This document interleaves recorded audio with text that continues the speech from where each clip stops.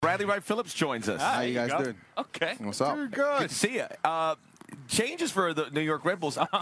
I think when we look at Dax McCarty was a guy who was there, he was a stalwart, and then Sacha Kljestan was another one. In the last 2 seasons, those two have departed. Really, you remain as one of those guys, the talisman who's been there. Dodging. Mr. New York. Well, what's it like? I mean, things just having to adapt. What's that process been like for you? Yeah, it can be tough. You know, these guys are not easy to replace. But you guys know we got a young team, and these guys, they have the responsibility of stepping up and getting a chance. There's not many places that play, you know, young players or give them a chance, and these guys have a chance. So it's their time to shine.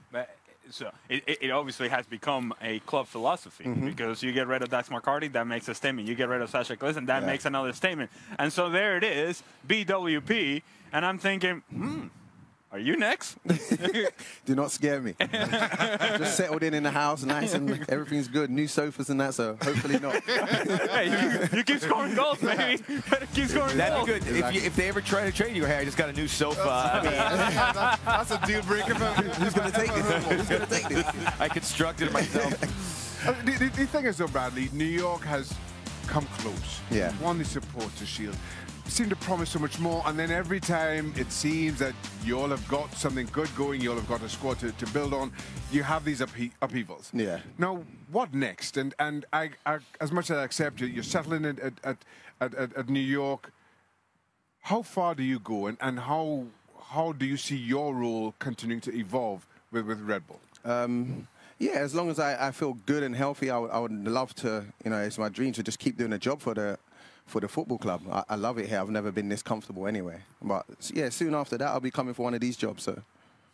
Yeah, I look at New York, and it's a team that at times for us we say, well, they're going to be in the mix, but not necessarily picking them to win. Yeah. So what is we like that though? Yeah. What's the difference between being in the mix, adding some spice, adding some flavor to the season, and being the team that wins it?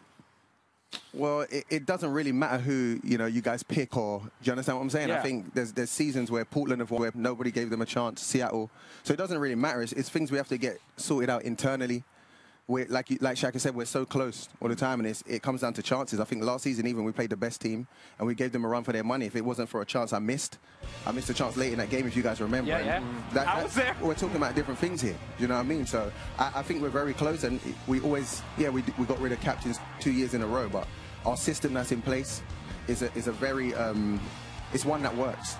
Because we're always a team that's hard to play against, and always a team that has a decent run in the playoffs. I admire the fact that you take responsibility in that manner, because not many players do. Yeah. Is this something you see in terms of your own role in this team, in terms of the leadership? Yeah, I think so. I'm just, you know, especially when it comes to football, I'm very honest about my performances. Well, I try to be. You know, last season on the whole, I wasn't overly happy with my week-to-week game, and I think in that game, if I took that chance, if that goes through the keeper's legs or wherever, you know, we're in for a chance of winning the MLS Cup, and I'm sorry, for the last couple of years we've been that close. We just got to be better in both boxes. Carlos Vela, the first ever signing for LAFC, joins us now. Tell us about the decision to come not only to LAFC but to come to this league. How did that happen to you? Well, I think I was playing for 12 years in Europe. It's a long time, you know. When you are from Mexico, you meet your family, you meet your friends.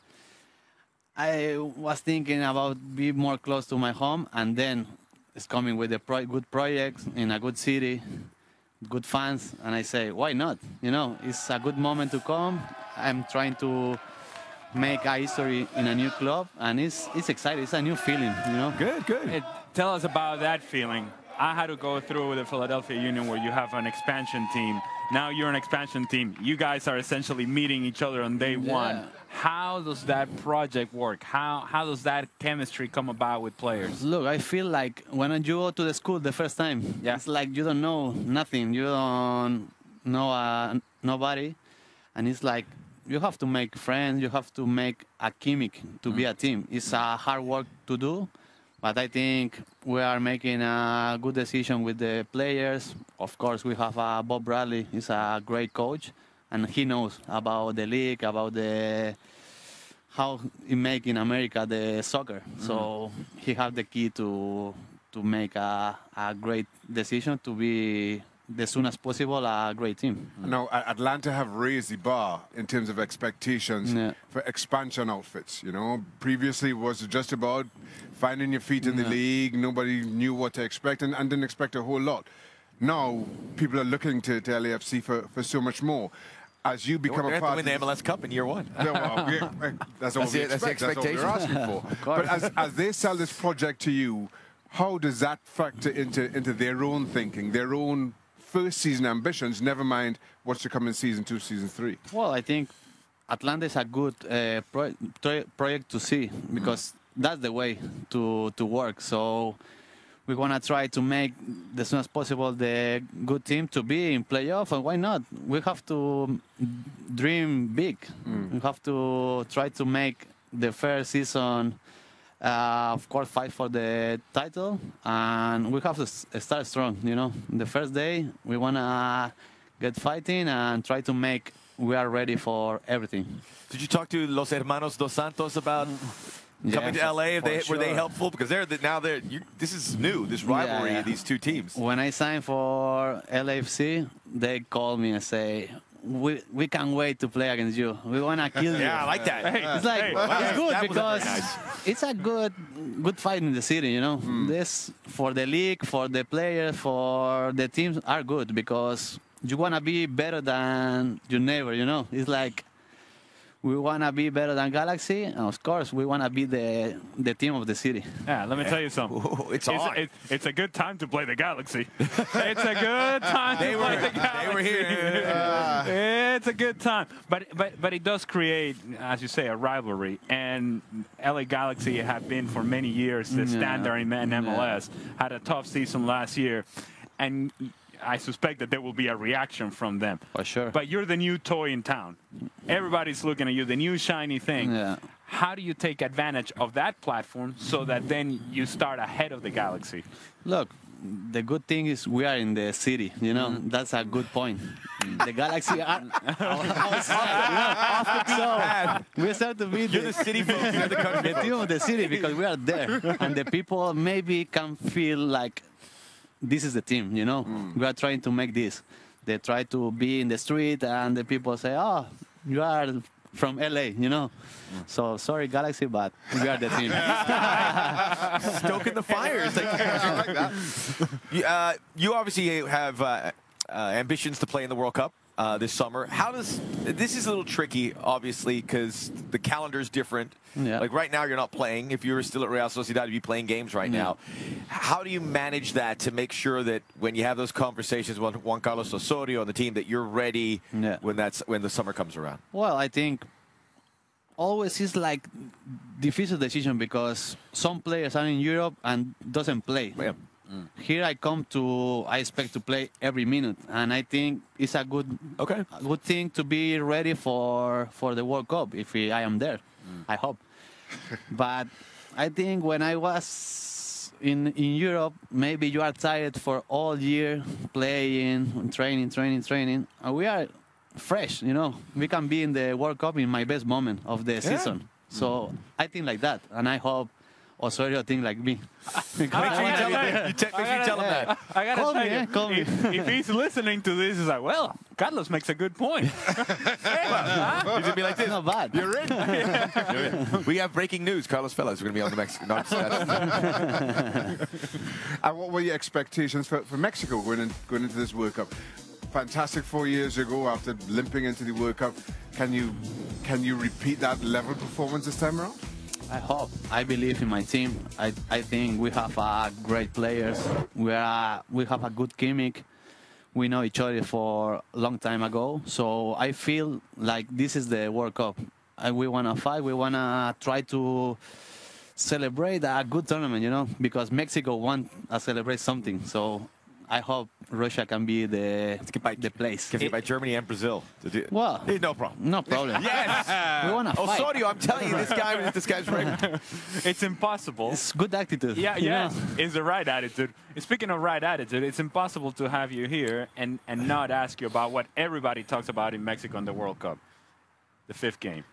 El quinto I partido. want the 5th game, the 6th game, the 7th. Okay. If it's 10, I want to play 10 games. You know, I'd like to see a World Cup with 10 games. If I believe in myself, I believe in my team, so we have to work hard. Hey, man, I'm telling you, if Juan Carlos Osorio, you're watching. I'm sold. He convinced me. He's watching. He watches this program.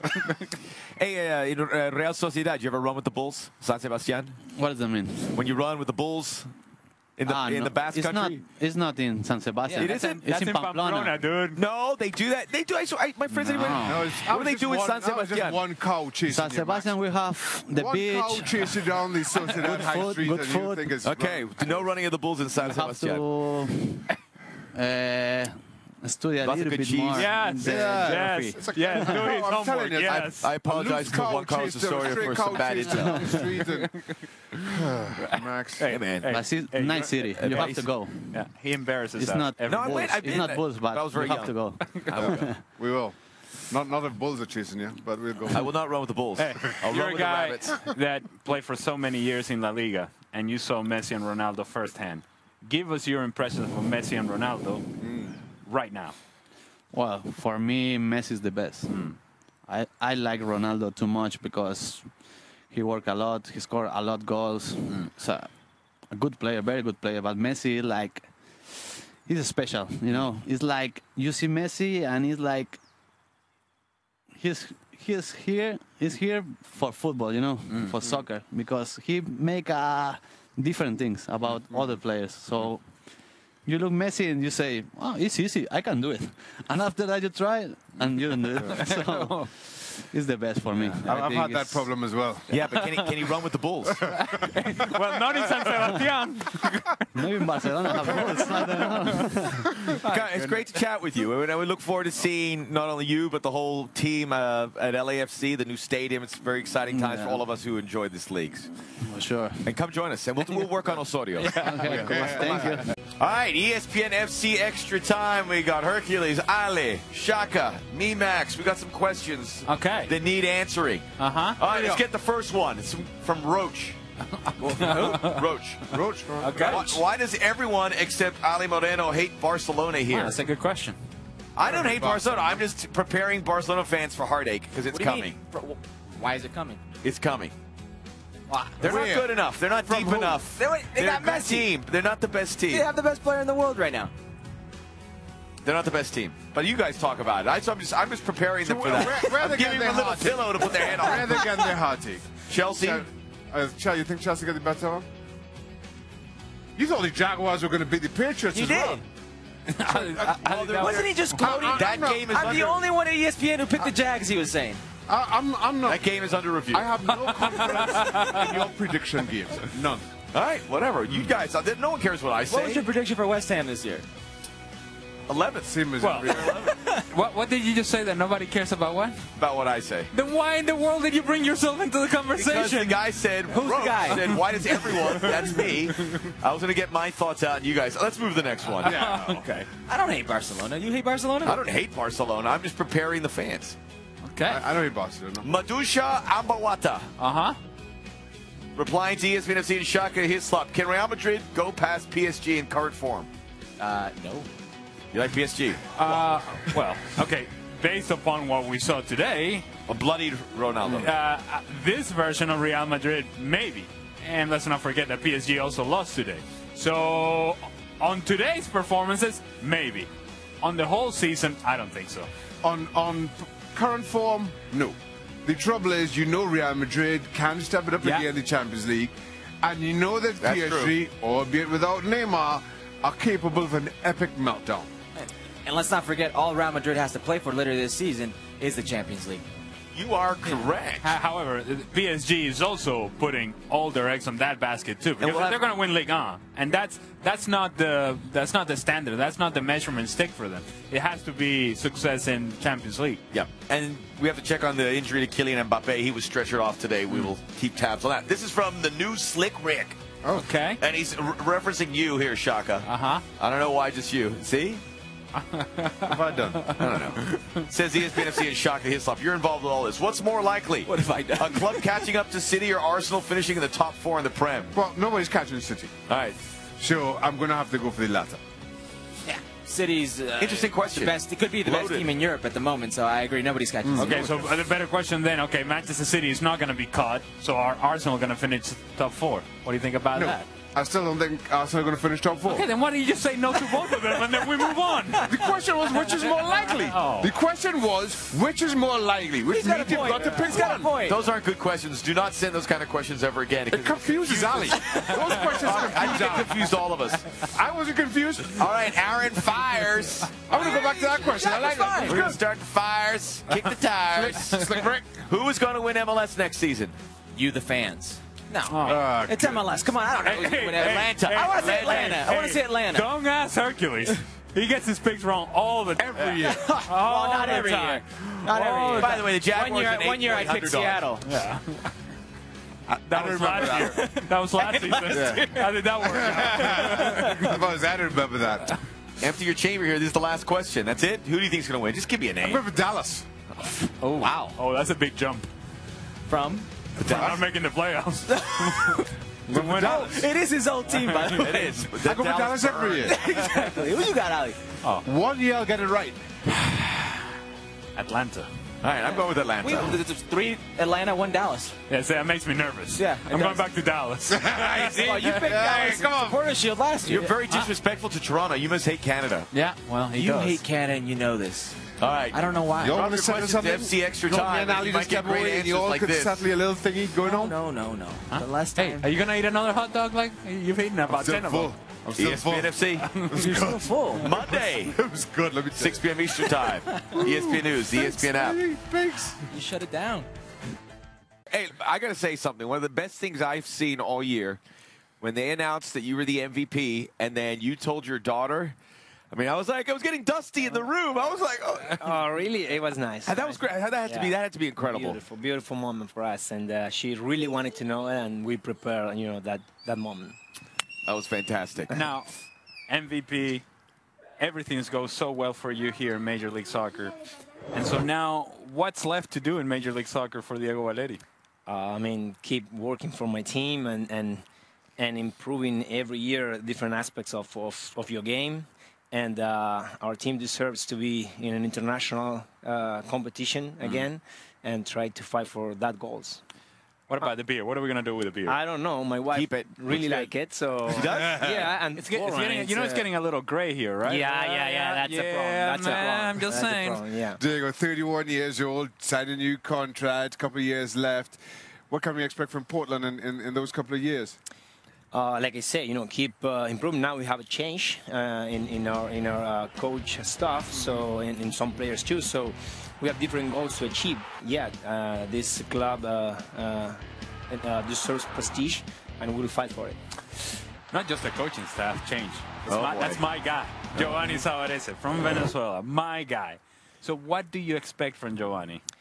I met him once, and he's very excited, very hungry, and he has a lot of experiences, different experiences in his career as a player, as a coach, and it's very exciting. I mean, he wants a team dominating games and having the ball all the time, and we have the quality enough. We have a preseason now to know better how he want to play. And some changes not only in the coaching staff, but Darlington Nagbe gone. A big piece of what Portland had been in the past. How does Portland go about now moving forward without a player like Nagbe? I don't know. I mean, we'll miss Darlington 100%. I mean, he's a different player, special. But probably it's a good moment in his career. And we have now a good new signings too. And we'll figure it out with the coach, what in the way he want to play, what's the direction we look for. Can you take a Venezolano seriously talking about football? Of course. I'm just kidding. I'm just kidding. Of course. Gio's we great. I mean, we worked for us for ESPN Deportes, and I'll tell you something about Gio. He earned this. He earned this opportunity, going through the motions. Hey, no. Don't tell him how can you take directions from a Venezolano and then all of a sudden say Does he Gio bring is great. baseballs and baseball bats? No, he looks very capable. You make a good point, though. This is a guy that has worked to get to this point. It's not he hasn't. I was just kidding, Gio. Yeah, whatever. He hasn't skipped steps, and I think he's excited about it. What do you think is missing or was missing in Portland last season that perhaps you're going to find this year? Probably at the end, to be better at the end of the season, in the playoff, having everybody involved, because we had a lot of injuries, and then obviously be more focused in at home in playoff. You know what I mean? This man right here says, with regards to Lionel Messi, tell me if I'm misquoting you, that he cannot be considered the best player in the world unless he wins a World Cup. In the history. And I kind of agree with him. I think he needs that. If it's a World Cup or a Copa America, I think he needs one. I know you're going to be watching to see if Argentina can get that World Cup, and certainly Messi. Do you think they are equipped to do it? I think so. Yeah, I think so. And I think the whole group, right, that have been working and playing together a lot of years, they are very prepared to get this World Cup. And then you need a lot of things, like probably some luck too, right? And but they weren't all that convincing in qualifiers. Why is it going to be different in Russia? It's not easy. The South American qualifiers, it's not easy. It's very hard, and you play in very different places. I mean, the World Cup is very different. Probably it's similar fields, and it's a different kind of tournament, right? Have group and then elimination. So I think, and obviously the Argentinian players, they are very competitive and hungry to win it. But Trinidad and Tobago had to get through El Salvador to make it back in '06. So I mean, there you go. I have no idea what you're talking about, Max. Right. but to Max's point, I'm going to stick with this. Can you be considered the greatest ever without lifting a World Cup? I don't know. Go on, just say it. I think so. I think so. Yeah, I think so. Because it's a team sport. You know what I mean? So if you win something, it's about the team too. It's not only you. Right. But you're Argentinian. Yeah. Maradona. Yes. And there's the ghost of Maradona that lingers, that is always around, and it's always a comparison. So how do you convince the Maradona fan that, hey, Messi's better? Probably winning a World Cup. Okay. Yeah. Probably winning a World Cup. Maradona's still with us. He's not a ghost, He's, well, no. Have you seen him lately? Hey, a lot of people didn't think he'd make it, and he's still here. He's still here, finding it. Hey, Diego, I know it was a disappointing end to your season. A great regular season, but you guys, you've had some experience getting through the playoffs. We'll be looking forward to seeing Portland this season as well, with you leading the reins, with some new faces. Best of luck, and thank you for joining us. Thank you. Thank you, Diego. Thank you. Tottenham frustrated by Southampton at St. Mary's, that game ending in a 1-1 draw. I'm here with Paul Mariner. Maris, if we have a look at the standings now, we'll see that Spurs could have drawn level with Liverpool. They're in fourth, at least for today. Liverpool playing tomorrow after the game. Mauricio Pochettino said that he thought they needed to be more aggressive, but in his eyes, the game was even. Is that how you saw it? I did. I think when you look at the team selection through injury, no Lloris, Eriksen was a big miss, I feel, because it's just the flow of the game that goes through him. I don't think that Dele Alli was at his best, and what's the reason for that? I personally think it was because of Eriksen. He had a little bit of a moan about the field, which is fair enough, because they are a passing team. Tottenham, they like to get shifted and move it. But you even brought up the field. You said this didn't really look quite like a Premier League field. There's something about it. No, it didn't. But was that a massive factor? No. I just think, look, they go goal down, Tottenham come back, Harry Kane get a surprise, gets a goal. Goalkeeper should have come for the cross, I believe. Poor defender from Southampton. But looking at it from a Southampton viewpoint, they dug in. And they tried to make it difficult, put some challenges on, put some bodies on body with Tottenham. And they made a bit of a game of it. But I think what we've got to focus on is that Tottenham were not firing on all cylinders at all. And I think it was a little bit disappointing. You look at the table just earlier then, drawing too many games, and they cannot afford to lose any more matches. If they want to, climb into that second, third, fourth spot, it's difficult for them now. Well, speaking of not being able to lose too many more matches or draw any, that's Southampton's case, because if we have a look at the other side of the table, that's where you will find the Saints right there in 18th, and they are flirting with danger a little too closely, especially Maris, because look, we're talking about 6 or 7 teams here that are in this sort of relegation scrap. So this is a good result for Southampton today, but how much can they build on it? Well, they've got to build on it. I mean, you listen to the manager manager afterwards, he was saying all the right things. Yes, it was a good, they dug in. Everybody, including ourselves, thought that Tottenham would just walk all over them. They didn't. So they've got to build on this. As you can see, all the way up to 10th, if you go up to Watford even, who have got 26 points, it's a dogfight down there, and every single point that you can get is going to be absolutely key, because who knows what it's going to go down to? Is it going to go down to a goal difference? What is it? So it's it's a great point. I think they'll be celebrating it tonight, but they've got to follow it up, the Saints, if they're going to stay in the league. Thanks so much to Paul Mariner. So kudos to the Saints for frustrating Spurs at St. Mary's, but it's going to take a lot more of that if they want to survive in the Premier League. Watford have sacked Marco Silva. Paul Mariner here with me to react to this one. Maris, what's interesting is the reasoning behind his sacking, saying that the Everton approach, that we know Everton were looking for him to become the next manager, led to a lack of focus, and if we're not for it, then they would have prospered. If we have a look at these stats now, you'll see exactly how Watford fared before and after that so-called Everton approach. Maris, are you buying this? Doesn't this smell of something else going on? I think it smacks of unprofessionalism. On whose part? I think all parts. I think that Silva was upset. He let it be known that he told the board, I want to go to Everton, more money for him, bigger transfer budget. He let it be known to the players, which is a big no-no for me. And I just think that the way that the board went about, in most people's opinion, this was a really up-and-coming manager. Everybody thought that this guy was going to go on to really good things. Definitely. So he asked the board for more money because they're doing okay with Watford, but he wants to just project him a little bit higher. They said no. And I think when you put all those factors together, when I'm talking about unprofessionalism, I think it's unprofessional of Silva to go to his players and say, I want out of here, I'm not happy with this. If that trickled down, and that's true, that it trickled down to his players, and the players let it affect them, because let's face facts, the players are employed by Watford Football Club, and so is the manager. You know, it's in your contract that you've got to conduct yourself in a certain manner. It looks as though that's not happened. Now, has it gone to a point with the board that there's no negotiations now, that this is it, it's a broken relationship, then, okay, I agree, let him go, but have somebody coming through the door immediately. Don't start messing around with this, or we've got somebody, they've got to get somebody in.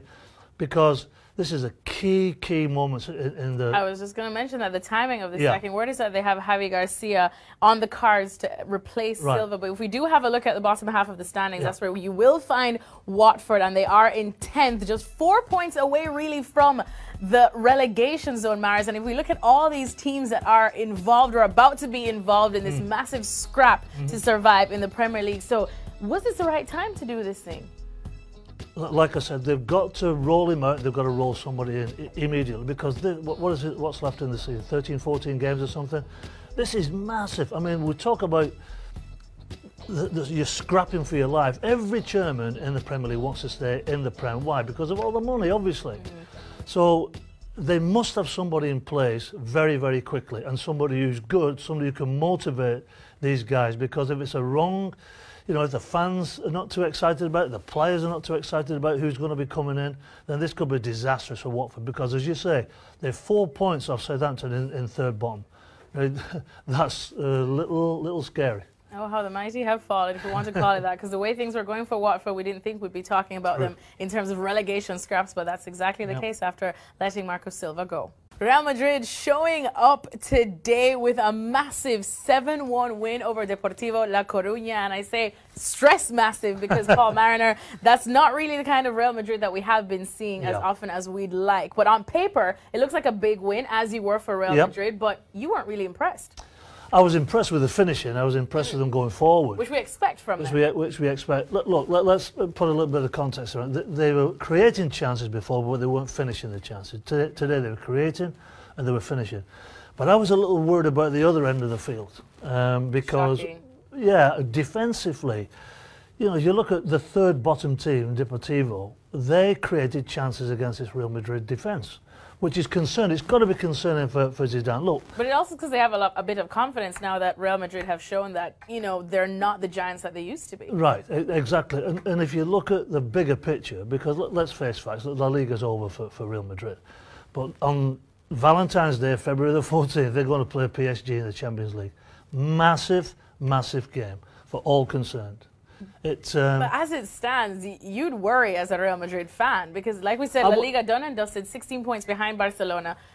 It's hard to think that they'll catch back. So the Champions League has to be their priority. I worry about they've got to get the centre of the defence sorted out. When Ramos is not in there, Varane, whoever he plays with, it doesn't seem to be solid. Marcelo going down the left-hand side is absolutely unbelievable. But going forward, he's fantastic. He supplies so many chances. But defensively, does he get back in time? Can he, you know, again, big picture, Champions League, can he get back and cover when Mbappe or whether Neymar is absolutely flying at this defence? So that was my one concern. Yeah, everybody would be very, very pleased with the performance, the attacking performance. I thought Bale was fantastic. I thought Modric was fantastic. And then the guy that we've all been talking about all week, which is Ronaldo, because he's not been scoring, been critical, as he lost it. Yeah, and to be fair to him, what he did today, it showed what a true pro he is, because he got in and he missed a couple of sitters, absolute for him, sitters. But he scored a very, very brave header, took a boot in the face, scoring the goal, scored another one. So that's good for everybody concerned. I think, you know, when your big boys are scoring, Modric scored, Bale scored, Ronaldo scored, it just makes the dressing room a lot happier. All right, so good stuff from Real Madrid today. They can celebrate this victory, but Lord knows they have some work to do because up next they've got some bigger fish to fry.